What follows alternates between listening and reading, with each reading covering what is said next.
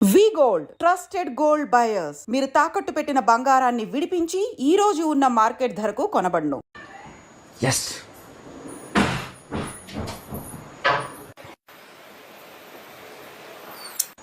Mummy, నాకు ఒక 30,000 కావాలి. నీ దగ్గర ఏమైనా డబ్బులు ఉన్నాయా? 30,000? ఎందుకు? ఎందుకంటే కొంచెం మోర్కి వెళ్తాను, ఇంకా కొంచెం షాపింగ్ ఉంది, అందుకని. నీ దగ్గర ఏమైనా ఉంటాయి ఇవ్వు. 30,000? 40,000. 30 అడిగితే 40 ఇచ్చా. నీకెలా ఇంత ఫాస్ట్గా? అంటే చాలా రోజులు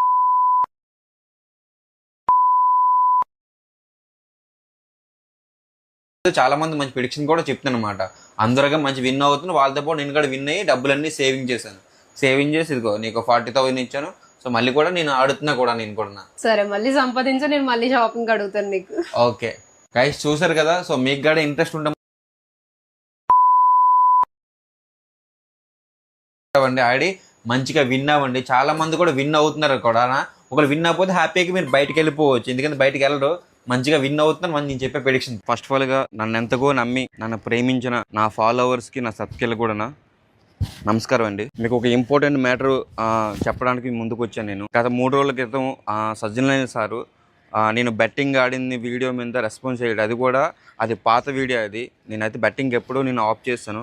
అది పాత వీడియో మీద ఇప్పుడు రెస్పాన్స్ అయ్యారు. అది ఎప్పుడే రెస్పాన్స్ అయినా అది తప్పేనది. ఆ తప్పుని మనం నిజాయితీగా ఒప్పుకునే మైండ్ కూడా ఉండాలి. ఎందుకంటే తప్పు ఏదైతే చేసామో ఆ తప్పుగానే మనం ఒప్పుకోవాలి. సో నేను అది ఒప్పుకోవడానికి వచ్చాను. ముందుకి నేను చదువుకోలేని వాడిని, అంటే నాన్ ఎడ్యుకేషన్ పర్సన్. నేను చాలామంది చదువుకున్న ఇన్ఫ్లుయెన్సర్సే ఈ బెట్టింగ్ యాప్ని ప్రమోట్ చేయడం జరిగింది.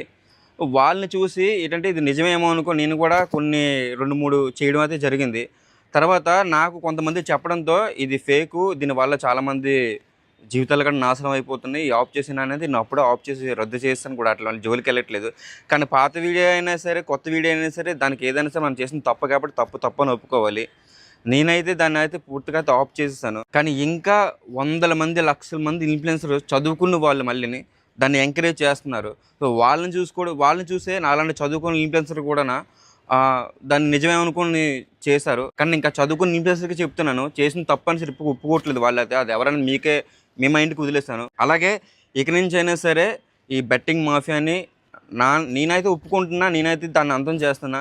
నాలైతే మార్పు వచ్చింది. సో మీలో కూడా చాలామంది ఇన్ఫ్లుయెన్సర్ కూడా ఈ వీడియో చూస్తారు, మీలో కూడా మార్పు రావాలని నేనైతే కోరుకుంటున్నాను.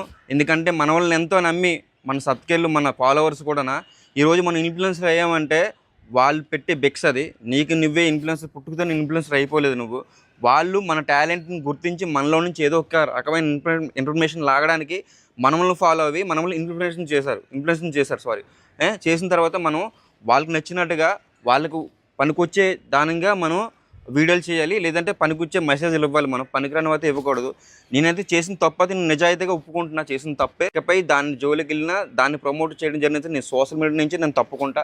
అసలు సోషల్ మీడియాలోనే నేను కనిపించను. ఇది నా సబ్స్క్రైబ్ మీద, అలాగే నా మీద కూడా నేను ప్రామిస్ చేసి చెప్తున్నాను. ఇది అలాగే మిగతా ఇన్ఫ్లుయెన్సర్ కూడా ఈ వీడియోని చూసి మీరు కూడా మీ సబ్స్క్రైబర్లకి, మీ ఫాలోవర్స్కి కూడా పనికొచ్చే వీడియోలు చేయాలని, ఈ బెట్టింగ్ మాఫియాని అంతం చేయాలని నేనైతే మనస్ఫూర్తిగా కోరుకుంటున్నా. అలాగే సజ్జనైన సార్కి కూడా సారీ చెప్తున్నా.